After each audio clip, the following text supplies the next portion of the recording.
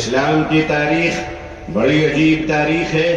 جب یہ اسلام چلا اور آگے بڑھا تو دار ارقم میں مٹھی بھر مسلمان تھے. مکے کے مشرکوں نے کہا ہماری تعداد کے سامنے ان کی حقیقت کیا ہے. اسلام آگے بڑھتا رہا. ابو جہل نے کہا بڑھنے نہیں دوں گا.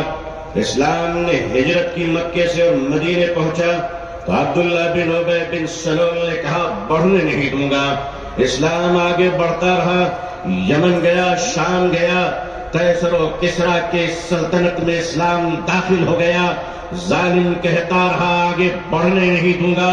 تاتاریوں کے ظلم کی داستان یہ کہتی ہے کہ انہوں نے سروں کے مینارے بنائے تھے اور کہا تھا کہ اسلام کو ہم نے مٹا دیا. دنیا کے ظالموں نے یہ فیصلہ کیا تھا کہ اسلام کے چراغ کو جلنے نہیں دوں گا. خدا کا فیصلہ تھا کہ اسے ہم بجھنے نہیں دیں گے. ادھر آ ستمگر، ہنر آزمائے، تو تیر آزما ہم جگر آزمائے. اے لوگوں، تم نے کیا سمجھ رکھا ہے؟ ہم جتنے مسلمان ہیں اتنے ہی سیمنٹڈ انڈین بھی ہیں، اتنے ہی بھارتی بھی ہیں. ہمیں اپنے ایمان کی بھی حفاظت کرنا آتا ہے، اسلام کی بھی حفاظت کرنا آتا ہے. اے بھارت کی دھرتی، یاد رکھنا اگر تجھ پر بھی خطرہ آیا تو تیری عزت کو بھی بچانا آتا ہے. یہ چائنا کا بارڈر ڈوکلام اور یہ کشمیر سے پاکستان کی سرحدیں.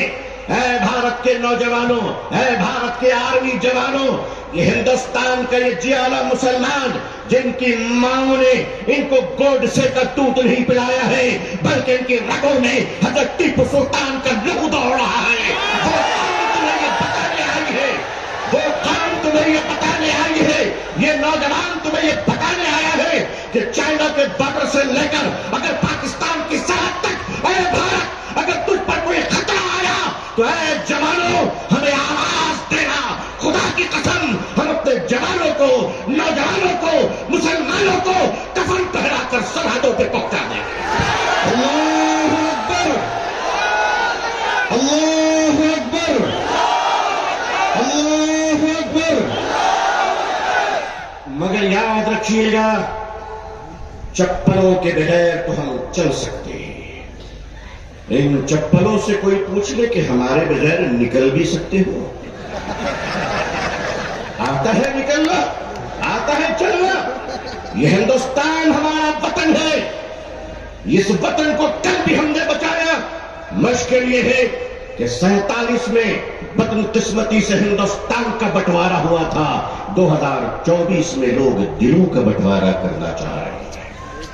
ہم اس دل کا بٹوارا ہونے نہیں دیں گے. بھارت کے اپنے پریے ہندو بھائیوں سے میں ان کا آشیرواد اور دعائیں لے کر انہیں کہنا چاہتا ہوں، ہندو بھائیوں، ہم آپ کے بغیر نہیں، آپ ہمارے بغیر نہیں. ہمارے اور آپ کے بیچ میں یہ تیسرا کوئی لینڈ بروکر آ گیا ہے جس کی نہ بیوی ہے نہ بچے ہیں. یہ جدھر جاتے ہیں ادھر سکاتے ہیں. لیکن ان کو بتا دیجئے، صاف صاف بتا دیجئے، کتے وفادار ہو یہ بات تو صحیح ہے، مگر وفادار کتے بن جائیں یہ بات صحیح نہیں ہے. کیا سمجھ رکھا ہے؟ آل انڈیا مسلم پرسنل لا بورڈ، ہمارے بزرگان دین اکابرین بیٹھے ہیں. میں آپ سے سچ کہتا ہوں، ہمیں اپنے دین کی بھی حفاظت کرنی ہے اور اپنے دیش ہندوستان کی بھی حفاظت کرنی ہے. اب میں آپ سے ایک بات کہنا چاہتا ہوں. آپ کے ہمارے رہتے ہوئے اگر کوئی اڑیسہ کے آدی باسی کی کالا ہانڈی کی چھوٹی سی بچی بات بات کہہ کر اگر بھوکے 7 دن میں مر جاتی ہے تو میں اپنی قوم سے پوچھنا چاہتا ہوں، مالدارو، خدا کو تم کیا منہ دکھلاؤ گے؟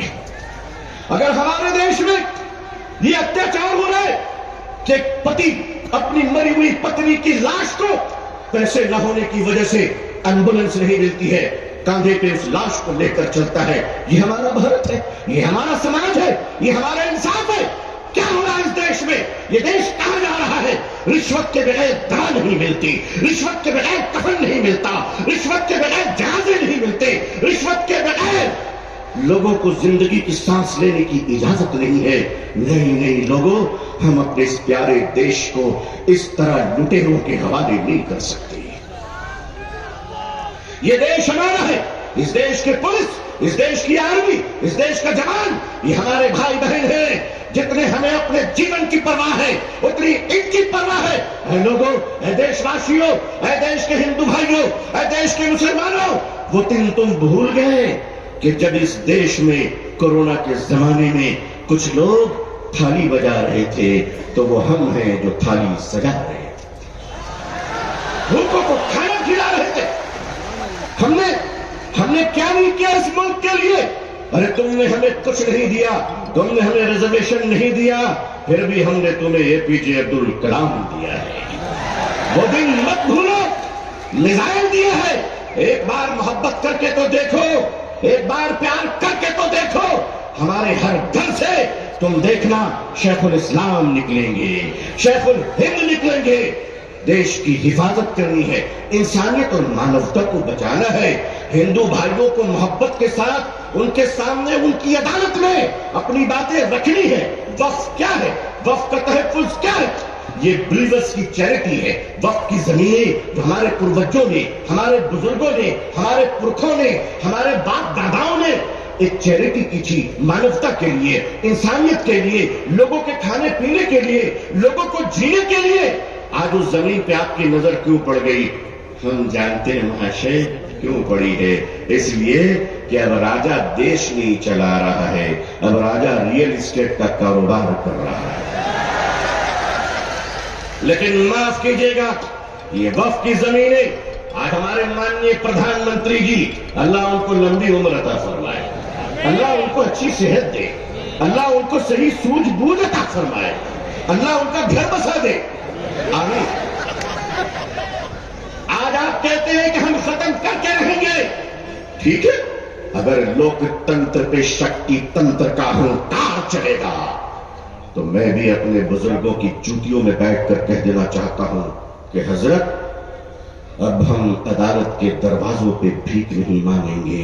اب یہ کہہ دیں گے کہ اگر سنسد تمہاری ہے تو سڑک ہماری ہے.